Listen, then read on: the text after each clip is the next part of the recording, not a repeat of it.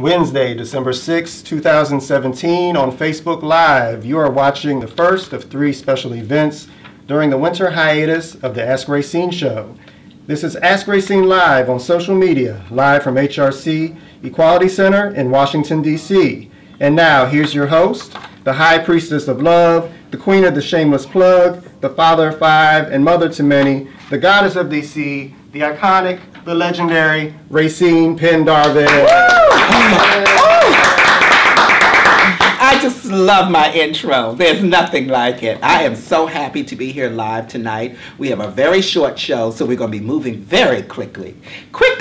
So my first guest is someone who is not a stranger, but someone who I call a dear friend, and a great ally to our community, and a great asset to the Washington, D.C. area. This is Courtney Snowden. She is the Deputy Mayor of Greater Economic Opportunity. That's right. And I don't think, when people hear that, I don't think they know exactly what that means. They don't. So I think you should tell them. You want me to tell them? Yes, please break it down. So I'll tell you, the mayor saw prosperity sweeping through our city like no one would have ever guessed. Who would have thought 8th Street, U Street, Columbia Heights would look as it does, right?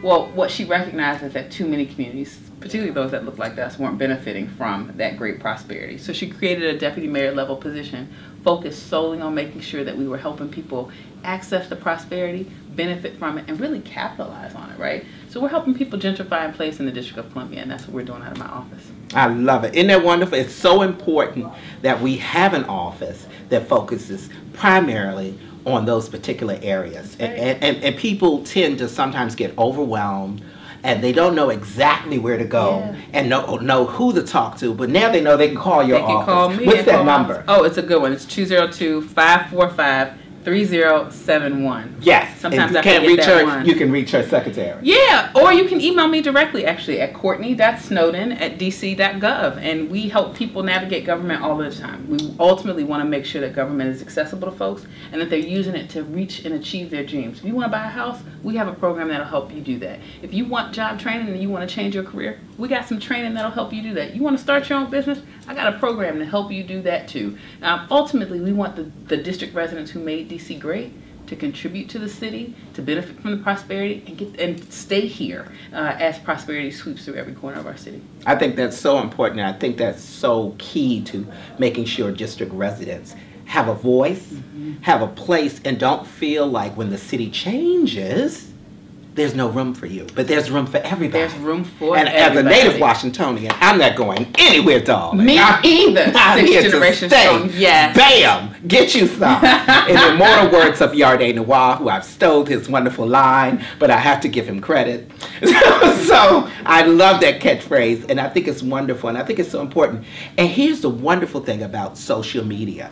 I was tuned into your Twitter page yesterday, and I caught a glimpse, and it brought me to a link where you were talking about ex-offenders.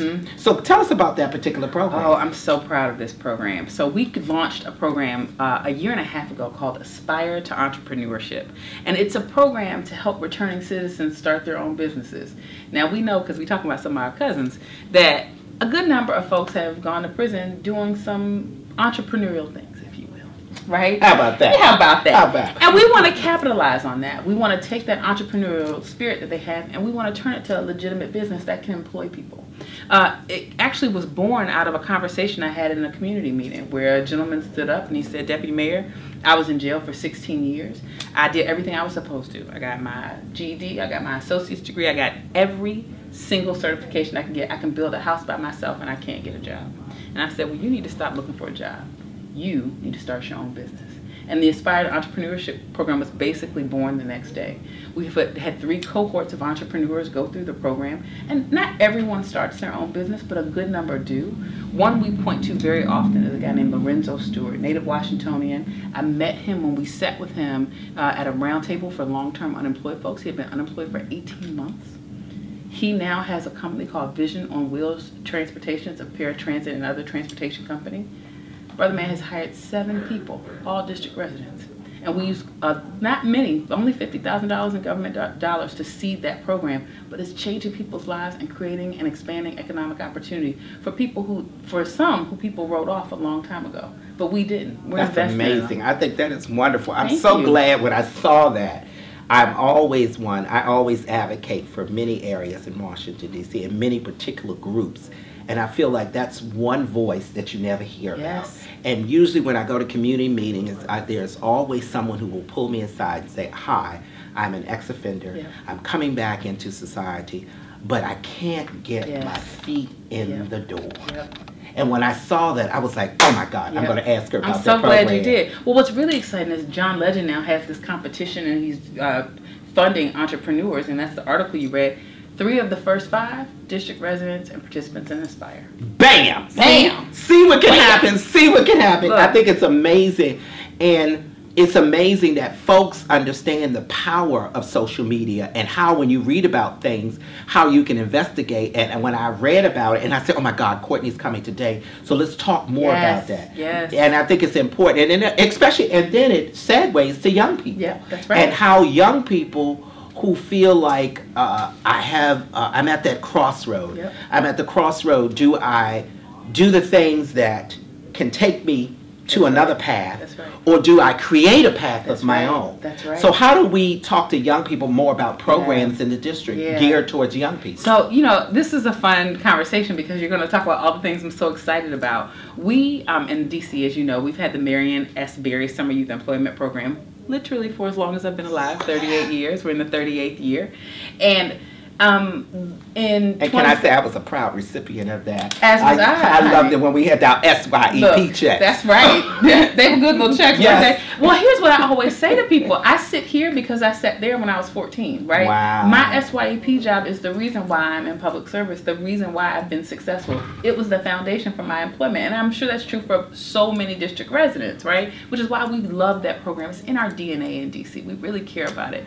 But what the mayor said when she expanded that program to 22 to 24-year-olds is we needed to give young people an opportunity. We needed to get them in the work environment, and we needed to remove barriers. And what we learned is that some of our 22 to 24-year-olds who are in the program, they're in college.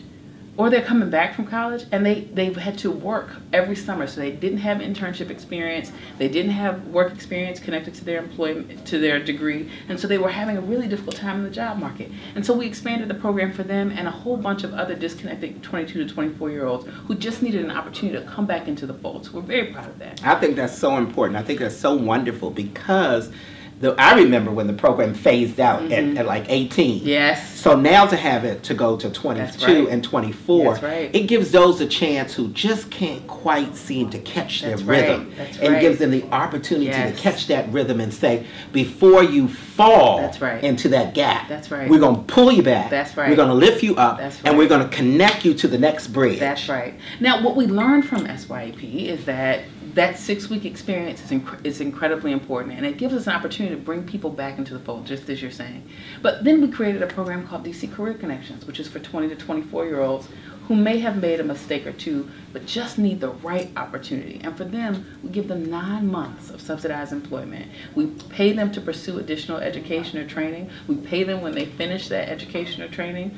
We pay them when they secure unsubsidized employment. But we've really used that as part of our public safety strategy.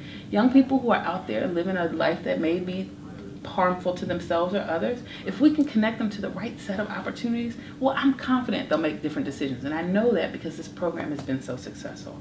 So we really take this commitment to young people very seriously. We know these are the next generation of leaders of our city. You know, because you've raised so many of them up. Right? Oh my God, I've raised so many, and I'm so grateful. And then now, here's the example. We talked about young people, and now I'm part of the AARP.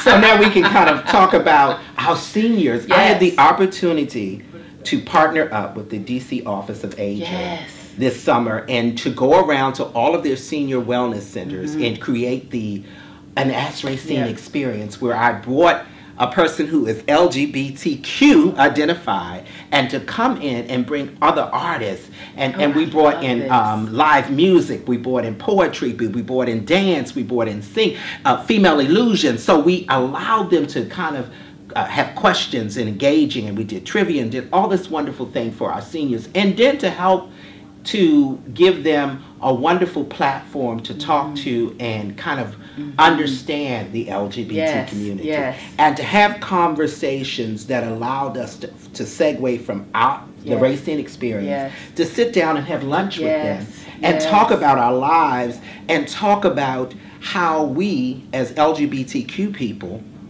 the same needs as those who are non-LGBTQ people.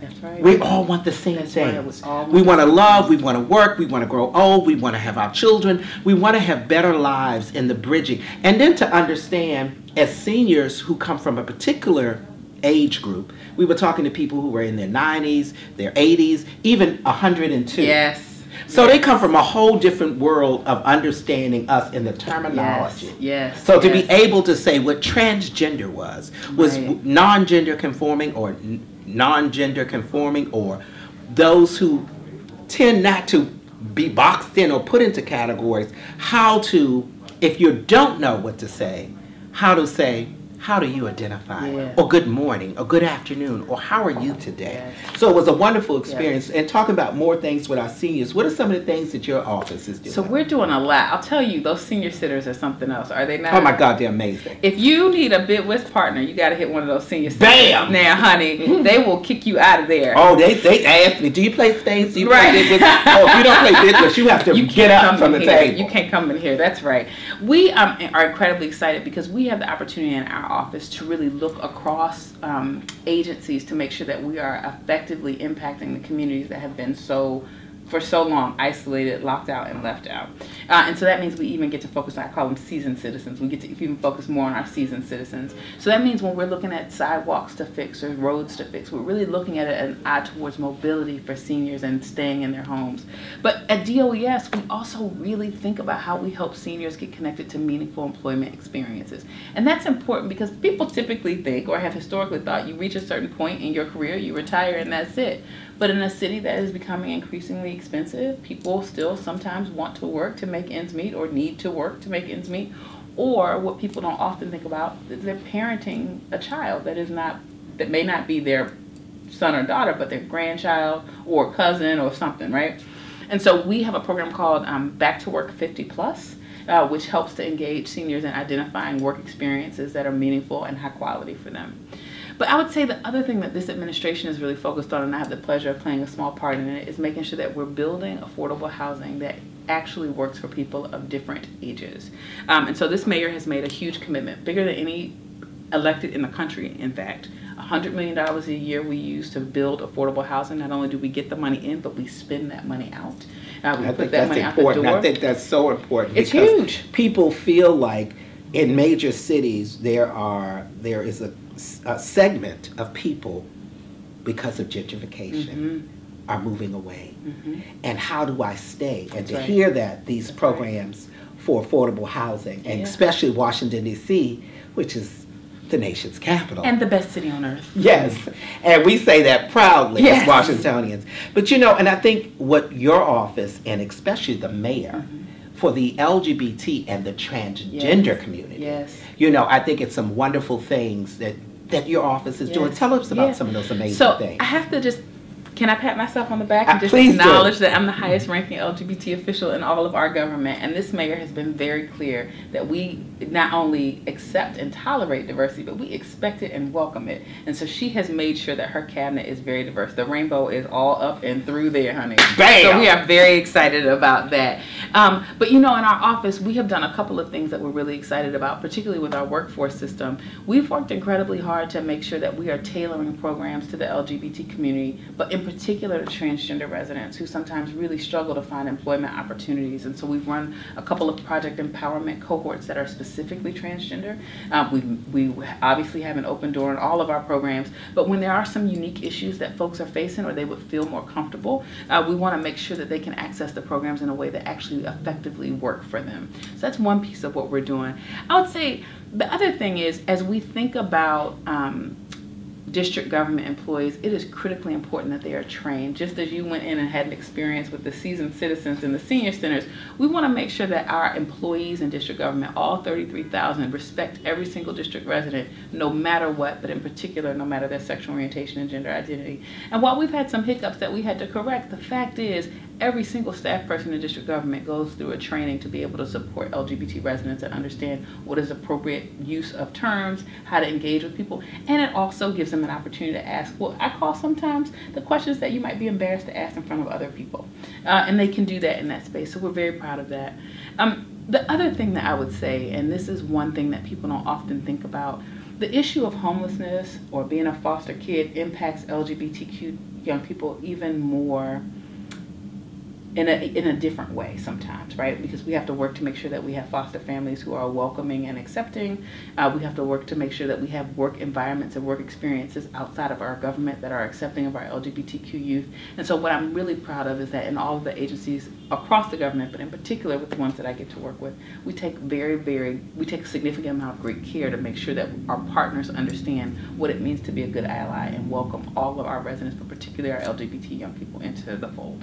I think that's amazing. It is so wonderful, and you've been so informative. Thank you. And you know, having you here has been a wonderful experience. And I want to give you a personal copy that I autographed for you. Yay! This is the current issue of Q Virginia. That's pretty. And yes, isn't it lovely? I love this. Really? And I had the article. I am a columnist actually for this wonderful magazine, and I had the wonderful opportunity to write an article about 20 years of cruising. But not that kind of cruising. Not that kind of cruising. But an experience on the LGBT experience of cruising. Yes. So it was a wonderful article, and I autographed it personally to you. And I wanted you to have a copy, Oh, along with a so lovely much. gift bag as you're leaving. Okay. But put your hands together for our wonderful, wonderful Courtney Snowden. Thank you so we much. Appreciate you. We love you so much. I'm so I glad feel exactly you're the here. same about you. Thank you for having me. Thank you.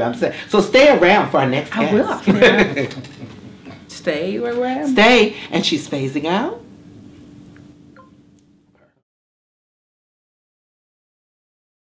Well, we're here at part 2, and I am so excited. We are here on our winter hiatus at HRC, where we're live on social media. We'll be back in 2018, March 7th of 2018, with our live studio audience. But in the meantime, you can also catch us here live on social media. Follow us. Our next show will be January the 3rd, and then February the 7th of 2018. So we've got a lot coming in the new year of 2018. I'll be a year older, a year wiser, and a year wonderful, honey. So get you some. And yes, and speaking of wonderful, I'm here with Tony, WTF. We can't say that. I know. Can we say that? I don't think we can. What it really stands for, Nelson. Mm-hmm. Someone who I've known, a wonderful, I consider you, well, you are an icon in Washington, D.C. You've earned that, an icon of Washington, D.C., an incredible entertainer, a great performer. You're an amazing activist. You know, and I think people don't, I've known you. You and I knew you when you had hair. I knew you when you knew me when my hair was black. Mm-hmm. And we were small, and we were in the play box, in the sandbox. We were looking. This is true. This is true. Yes. We were cute. We were cute. We were hot things. We were hot, and you didn't ever want it. I think we were amazing. We were cute. We were slim, and we were trim. We still are slim. We're just a little thicker in other We're places. slim in certain places. Yes. And thicker in other places. Yes, we're slim But in it our makes it ankles. work. But it does make it act. We've turned it. We've gone from number 7s to number 8s. Bam! That's Get how you it some. works. I like that. Yes, I love that. That's why I love Tony Nelson. I feel like, Tony Nelson is what I consider the first diva of stage. I'm the first. I'm the goddess of DC.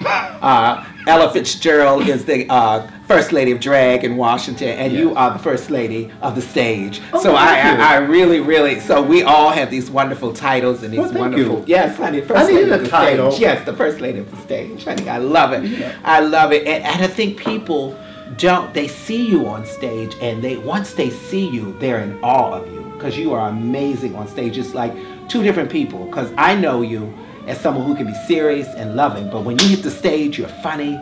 You are captivating. It's like you are in awe because you just immediately, as soon as you walk to that stage, you hit on. Something turns on, and I'm not really sure. I haven't figured out what it is yet. But I do not saying that I'm Beyonce, but I do get when she says that thing about, I think I heard Patti LaBelle saying it last night too, but when Beyonce said that thing about when she becomes Sasha Fierce, because I really, my natural nature, I'm really a shy person. Like right now, I'm shaking.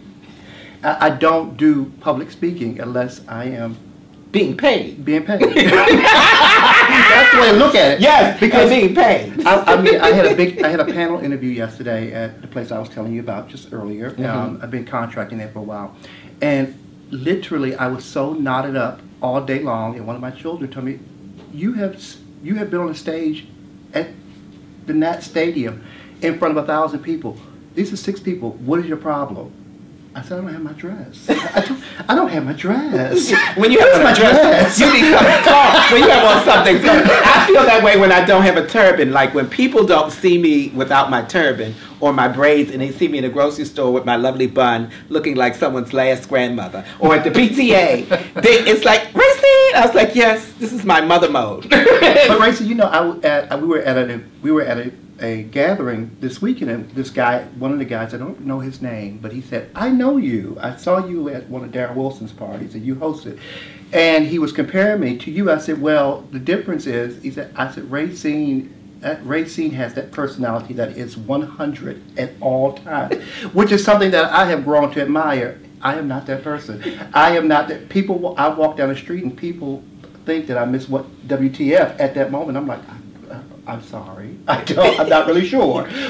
But you know, so that's something I admire about you. And I think I'm on always. I have to be ready because as someone who lives my life as a two-spirit person, and I embrace my feminine side, my masculine side. I think it's important I have to be on, because sometimes if the arrows come, I have to be prepared to block them with my Wonder Woman bracelets.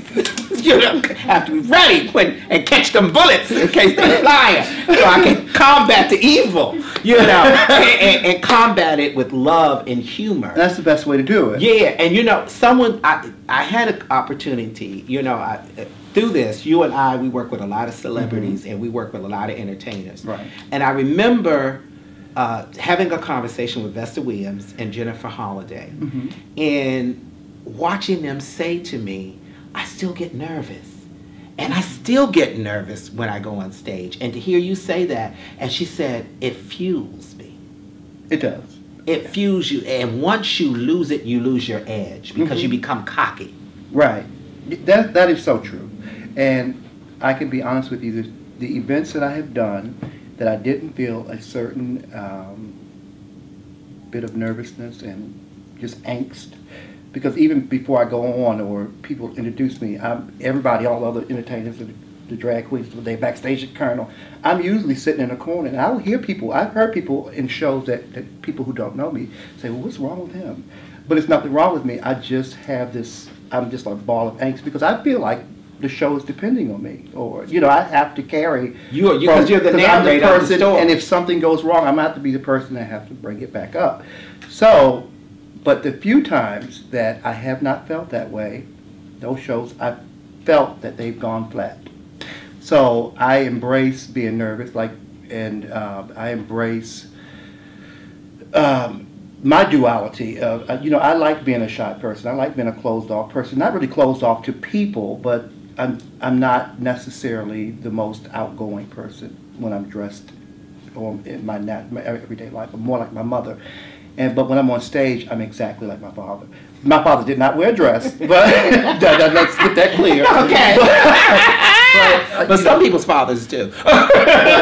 But God rest his soul. He died on Thanksgiving Day 2015, and I carry that with me forever. But my father was the single, I said this when I got that award, was the single funniest person I ever met in my entire life. And if he met you, he didn't care who you were. He didn't care what walk of life you strolled. He didn't care what you did. If you were my friend, you was his buddy. And I've carried that with me throughout. And I think that's the common thread that kind of works with me as far as, you know, my stage persona and my everyday life persona. I think that's so amazing. I think that's so important because I've known you so long, we've known each other forever. Yeah. And the blessing is when you have affirming parents who can affirm you and all of your multifaceted dimensions and your friends, you walk in a light differently. You know, and I'm so grateful for that. And, you know, whenever I'm around your sister, your mother, and your dad, and any of your family members, it's like, honey, if you Tony's friends, sit on down at the table. Right. And it's amazing that, you know, that kind of love that you feel around your family members. It's amazing. I think it's so important. And it's important, and it's, like I said, my dad was the person who would extend that love to anybody. Quick story. I remember I was living in the car barn with Jeffy Ayers, and we were moving, and I called my father. I said, Dad, I need to move. And he brought my Uncle Freddie. My Uncle Freddie, you know, he liked to turn the bottle a little bit. And the legendary Lady Gracious, who I grew up with, my father had not seen Lady Gracious since she had started transforming. And this is back before all the big transgender movement and all that stuff. Gracious was all, you know, was 6'5", without heels and a ponytail down to her back, and big lady. Yes. So my father pulls up in his truck with my Uncle Freddie, and they had their beers, and Gracious comes out carrying the TV. And my father looks and said, "Hey, Bobby." "Hello, Mr. Nelson." He said, "Just put that right there." So my Gracious goes back, she comes out carrying the bed. My father says, "What? Hey, buddy, just put that right there." And so my uncle said, "That's a strong lady." But my father, in all his wisdom, you know, like I said, that was before the big transgender movement. He could have just really, my uncle did not, they had no idea what was happening. He just said, "She's really a strong lady." My father knew because I had known Gracious since we were like 10. He could have outed Gracious or whatever. He said, "And she's very beautiful." That's the type of person my father was. And I love him for it. I love him for it. I think that's so wonderful. You know, speaking of, I'm going to tell you a funny story. You know, we talk about our parents. My mom is 90 and she has dementia. And I'm one of her caretakers. Right. And I tell people, find the humor in taking care of a loved one, especially that are going through any form of dementia. Laugh at every moment because it's healing for you and it's healing for them. Right. I was sitting with my mother one day and I took my turban off and I had my hair all over my head. And she turned to me and she was looking, she said, "Oh, you're such a nice lady." So I said to her, "Oh, Mama, I love you." So she kind of phased out. So the next day I was giving her a bath and I was doing her hair. And she turned to me and said, "Where was the nice lady with the beautiful gray hair that was here yesterday?" So I said to her, "Mom, that was me." And she leaned back and she paused for about 10 minutes. And she said, "It sure was. It sure And I love you, baby."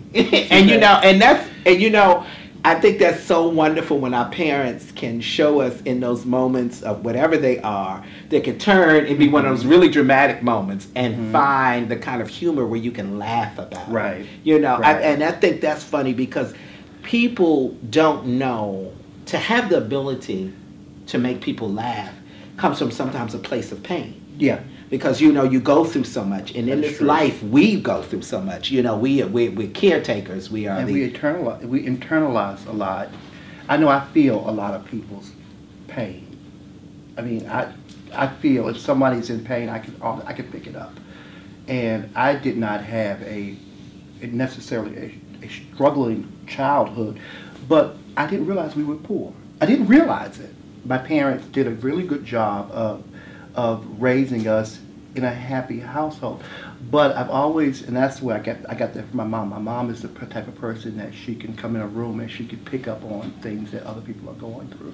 And I can too. Isn't that wonderful? I Yeah. think it's important, you know, growing up, you know, many people don't know, you know, growing up as a child, before I came to D.C., I grew up in the Brewster Projects. You did. I remember. did. And my neighbor across the street was Diane. Yeah. And my neighbor, Mary. And we used to sing together in a wonderful group. We did. And yes, you remember when we Yeah, sang yeah, together. yeah, yeah. And then I was put out because I got pregnant. And next thing I know, somehow Diane was singing the lead. And you were doing the background. And I wasn't there. She was terrible. She never sang as well as you. She really didn't. But I love her just the same. But you know, I'll talk about that in my new book, The Dream Girl That Didn't. The dream that didn't happen. That didn't happen. You know, so I think it's so, you know, it's so funny and it's so, especially growing up in DC. Right. Because I mean, growing up for us You know, in D.C. and the time that we grew up in a place, first of all, you know, growing up in D.C. was such an affirming city. It really was. It was very affirming for the gays. Yeah, and, it really was. You know, for us and LGBTQ people in a city in Washington, D.C., it was very affirming. And when I hear stories of folks who could not be free in their cities, we stormed Washington, D.C. We used to go past the bus stop, to the bus stop city. You remember we used to go past the White House? We used to walk past the White House. And when Reagan, it was so funny because when Reagan came to office, they set up lights. And people didn't really notice it. But as the gays went past the White House when he came in office, the whole thing would light up. If you walk past, the whole street would light up. And we were like, why did that start happening? It was years later that we figured out that it probably was because the administration had changed. Because before it was Carter. Carter was before Reagan. No, before Reagan it was... It was Carter. Yeah. Oh, yeah. It was Carter. It was. Yeah, but we were going to the bus stops here. And we marched in front of the White House like we were pre-gay pride. We really were. We were going to the buck stops here on the other side of Washington. And we would have on all these colorful outfits and we were flaming and twirling hair. We were kabuki. Yes, we would give you kabuki outfits. Honey, we would take sheets and make costumes and curtains. We would tear our mother's curtains down and we would march. March Pennsylvania Avenue like it was Pride. We were pre-Pride. My mother used to collect, she thought they were really cute. She used to collect little different napkin rings. And I remember she had some that were sunflowers. I used to steal the napkin rings and sew them on my jackets. Oh, I thought I was turning. What we turning it? We would turn, and then we would meet from Pennsylvania Avenue, and then we would march up a certain. Cause see, for safety reasons, you had to meet other gays so we could march up other corridors. So you marched every avenue in D.C. and you went a safe corridor. And you went in groups. We traveled like a gay. We didn't have cars, and we didn't have Uber. Yes, we didn't have. We had the X bus. Yes, we had the X bus. And we knew better than to get on the X bus too much. Yes, we knew better. Only fierce girls could march at the X bus. You had to be fierce. You had to fight and carry a brick. In your purse. At all times. At all times. At all times. And we always had a few. We could read and fight. But we always had one or two girls who would push us aside and do all the fighting. Well, I'm gonna be honest with you. I could never fight. I was not a very good fighter. I could fight. You could. Oh yeah, you could fight. I could fight. I could fight. I would put my hand in a bun. But I hung with Gracious and Barry. They could fight. They could fight. They would push me out. Talk. I would talk, and I would move. Yes, and Gracious was staying there because she was 8 feet tall. She was 8 feet tall. She was like the bodyguard. She was staying there. Yeah. Gracious and Vanessa and Barry was staying there, and it was like literally, oh no, move. They would move Tony and me out the way, and it was is there a problem? And people, but it wasn't a affirming city, but it was. We had. I always tell, my kids that, and I hate to be one of those people. Oh, when we was growing up, but you remember. You might remember. I know you were looking. We were sitting in front of the bachelor's meal, and it was at the Banana Cafe, and those kids went into the 7-Eleven and came out, and I was looking, and we were all sitting on the fence, and I was looking. I was like, well, where are they going? And when they came out, they had eggs, and they threw them at us. But we were ready. The girls were ready. If the train would throw a brick or a bottle, we had our own. We had our own. We had our own. But you had to take care of yourself. You did, and we had our own. We had our own, and because we traveled in packs and wolves, I mean, literally, we would travel like 15, 20 deep, marching and creating our own beat through the street. It was like, you could hear the rhythm of the street. It's like, can you feel it? Because we had it, baby. We did. And we were in charge of the girls. We were. We were in charge of the girls because we were the girls. We were the girls. And it was a wonderful, it was an amazing time. And we had a good childhood. We had a good coming up. And it was great. And I think people nurtured you. The older, especially people didn't understand when it was in the movement, everybody hung together. Black, white, straight, gay. People who hung in clubs, we hung together. Transgender, everybody. And we looked out for each other. And the older girls looked out for us. Right. They mentored us, the Roberta Baldwins, the Tina Teasleys, the Avis Pendarvis. All of them mentored us. And we became, we were once the young and lovely. We were. Young and the restless. Now we are old days of our lives. We were old and tired. Old and tired. I ain't tired yet. I'm gonna be like Queen Elizabeth. I'm not giving up the throne. And I'm not advocating the throne. I'm gonna die before another girl takes this throne. It is not happening to the young girls. This new marriage might kill her. Oh yeah. Well, 45 is doing shows. That's a whole nother story. But 45 is on the verge of impeachment because I feel it. I feel it too. And I think maybe his vice president might go to. Yeah, Pence. Yes, Pence. Bless his soul. I'm thinking. I think he's leaking out information. Quiet as kept. He used to be a queen. So, I know that's what they say. Allegedly. But quiet as kept. But I pray for him too. And I feel like whoever is in there, we have to work with. Or everybody from the local on down. My mom was telling me before I parked my car that there is something good that's coming out of this administration. It is. There's something, and it's happening now. It's called impeachment. It's called impeachment. It's called impeachment. I think we're going to do flavor teas. We're going to do flavor liquors. We're going to do some flavor cereals. Impeachment. Have it with your milk and cereal. I got a show coming up. I'm going to use that one. I'll give you credit. Yes, please do. I always do. I do, and I give you credit. I give you credit. Always. It has been a pleasure. This has been a wonderful, wonderful time, and we'll be back. The show comes back with our live audience in March of 2018, and we'll also be back. But remember, you can always find me first Wednesdays. I'm online at January 3rd, February 7th, and the Ask Rayceen Show returns March 7th, 2018 in the new year. It's all about the New Year's. But in the meantime, please follow us on social media at AskRayceen.com. For those who don't know how to spell it, it's ASKRAYCEEN. Thanks to Courtney Snowden and Tony Nelson and the incredible HRC. I'd like to make sure that I have given you my wonderful copy. Yes, you get some and a lovely gift bag. Ooh. But I have had the wonderful opportunity to autograph my this means a lot. My wonderful, wonderful article. It's called The Love Boat. Girl, when you get this 20 years. Maurice Thompson made this outfit for me, courtesy, and this photo was taken by a wonderful photographer. That's over. Yes.